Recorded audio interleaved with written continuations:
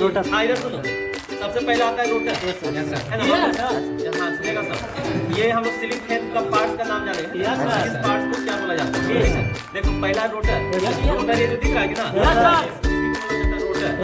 आया समझ में? चलो अगला वाइंडिंग। वाइंडिंग जो किया हुआ है, ये वाइंडिंग जो किया हुआ है इसी को बोला जाता है वाइंडिंग।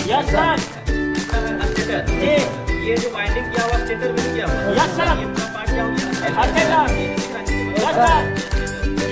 टॉप कनोपी और बॉटम कनोपी, ये गेट दिख रहा है ना? बॉटम कनोपी बोला जाता है। सर उसके बाद सस्पेंशन रड। सस्पेंशन रड किधर गया है? हाँ ये जो पूरा दिख रहा है ना, सस्पेंशन रड या डाउन रड बोला जाता है। आगे समझ में? चलो पहला वाला साफ, देखो ये जो दिख रहा है ना, साफ बोला जाता है। ये क्या है? साफ। अब क्या बोला? Rubber Bush. रबर बुश को दिख रहा है, रबर का